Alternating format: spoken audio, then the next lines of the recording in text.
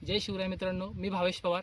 आज आपण सोनेरी आणि मल्हारगड या किल्ल्याला भेट देत आहोत। सोनेरी म्हणजे या गावात ज्या गावापाशी असल्यामुळं त्याला सोनेरी पण म्हणतात आणि मल्हारगड म्हणजे जे मल्हारी म्हणजे आपले मार्तंड भैरव त्याच्या नावावरून हा मल्हारगड म्हणून नाव दिलेलं आहे। आणि ह्याची जर त्या किल्ल्याचं सांगितलं जातं मराठा साम्राज्यातला सर्वात शेवटचा बांधलेला किल्ला म्हणजे हा किल्ला आहे। आणि ह्या किल्ल्याचं बांधकाम हे 1755 ते 1760 या कालखंडात झालेले आहे। माधवराव जे आपले पेशवे माधवराव यांच्या काळात याचं बांधकाम झालेलं आहे। आता पुढचं आपण बघूया ते किल्ल्यावर जाऊन कसं आहे ते।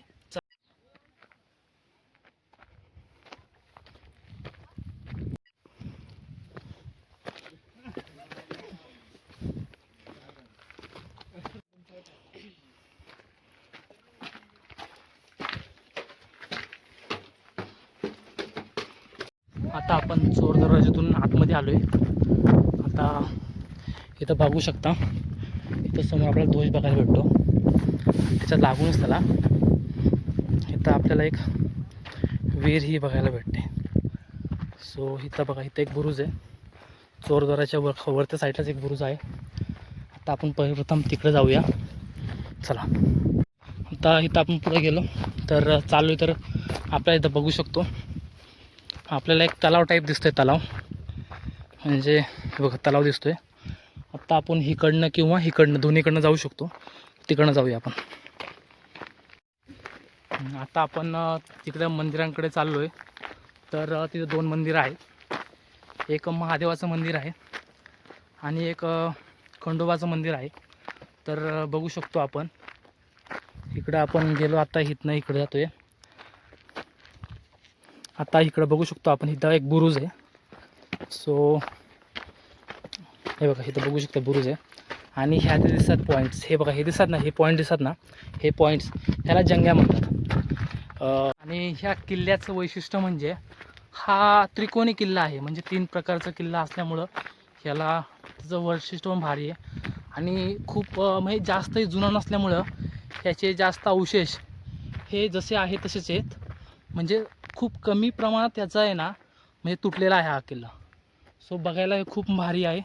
आणि आता आपण आधी पण बघितलं सुरुवातीला, इथं एक आपला विहीर दिसली। आता इथं इथं एक विहीर बघायला भेटते आपल्याला। बघू शकतो याच्यामध्ये पाणी पण चांगलं आहे।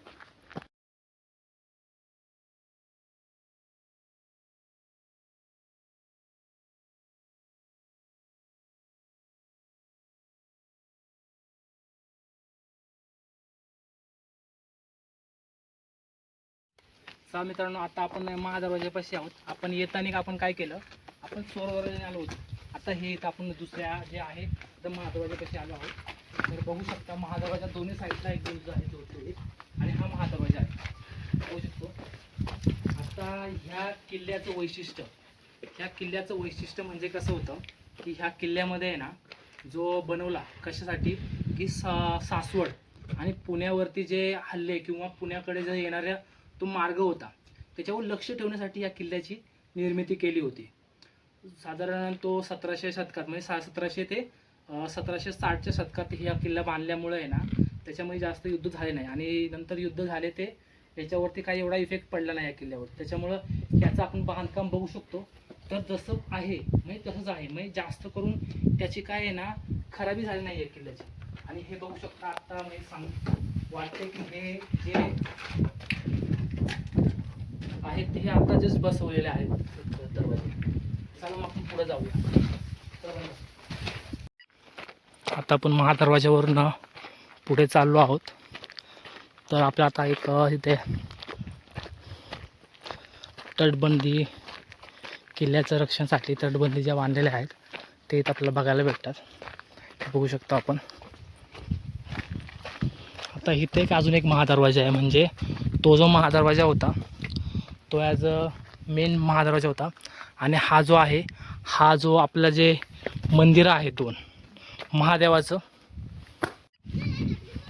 हे बघा, हे खंडोबाचं मंदिर आहे। तर हे बघू शकतो, हे खंडोबाचं मंदिर आहे।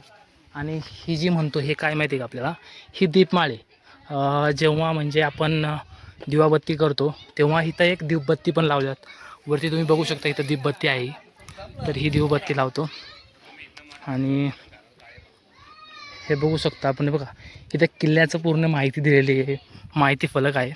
खाली आपण बघितलं, खाली माहिती फलक आहे. तर हे असं आहे, या किल्ल्याचं बांधकाम त्यांनी सांगितलेलं आहे 1760च्या सुमारास झालेलं आहे चालू. हे बघू शकतो आपण इथे महादेवाचं मंदिर. चला तर आपण शिवाजी महाराजांचं एक छान असं दगडामध्ये कोरलेलं एक छान असं म्हणजे काय म्हणू शकतो मूर्ती साकारलेली आहे, ती बघूया. तुम्हाला हे खूप भारी वाटेल. सो हे बघू शकता, दिसते का तुम्हाला समोर? थांबा, अजून आपण थोडंसं जवळ जाऊ आणि मग दिसेल आपल्याला.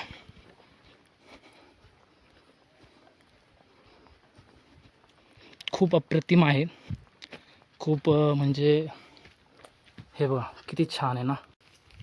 बघा आता आपण आलेलो आहोत, तर तुम्ही बघू शकता हे खंडोबाचं मंदिर आहे. आणि हे त्याचं कुणाचं शंकराचं मंदिर आहे. आणि हे जे बघतोय आपण हे एक ही सदर आहे. आता हा बघतो आपण ओटा आहे हा, तर ह्या ओट्यावर म्हणजे ही सदरचं आहे. आणि हा जो आतमधला दिसतोय हा वाडा आहे. तर तिथे सगळे डॉक्युमेंट आहे, जे काय इथे येणार आहे, म्हणजे आपल्या किल्ल्यावरती काय आहे आलं काय गेलं हे सगळं त्याचे डॉक्युमेंटेशन हे इथं व्हायचं. आणि हे जे बघू शकता त्या साईडला आपलं तळघर आहे तिथं. चला आपण आता त्या तळघराला बघूया, कारण इथं बघू शकता हे आपले वाड्यांचे अवशेष आहे. काही इकडे साईडला पण वाड्यांचे अवशेष आहेत, आणि इकडे एक तळघर आहे ते बघूया. आणि थोडे वाड्यांचे अवशेष आहेत ते पण बघूया.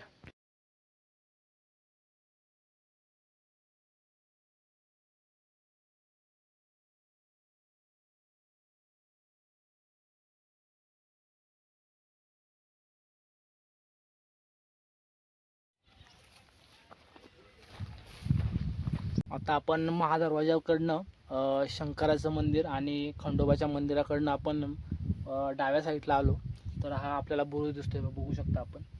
आता ह्या बुरुजाकडनं पण खाली जायला रस्ता आहे, तिथं जायचं आहे. आणि आता समजा तुम्हाला इकडे यायचं असेल तर कसं असणार काय असणार ते सांगतो तुम्हाला एक थोड्याशा नॉर्मल पद्धतीने. सो इथून आपण आहे ना कोंडव्यावरनं आपण खडी मशीन चौकाकडनं, म्हणजे आपण जे दिवे घाटाकडून येतो, तो दिवे घाटाकडून येताना आपण जे आपल्याला पहिलं विठ्ठलाची मूर्ती लागते, त्यातून थोडंसं पुढे गेलं ना तर आपल्याला टर्न आहे, म्हणजे लेफ्ट साईडला वळायचं असतं, तिकडनं जावं. कारण तुम्ही जर बापदेव घाटाकडून गेला तुम्हाला जास्त लांब पडेल. आणि इथं म्हणजे थोडीशी पार्किंगची सोय आहे, आहे. फक्त येताना थोडीशी पाण्याची बॉटल किंवा काहीतरी पाण्याची बॉटल घेऊन येत जावा.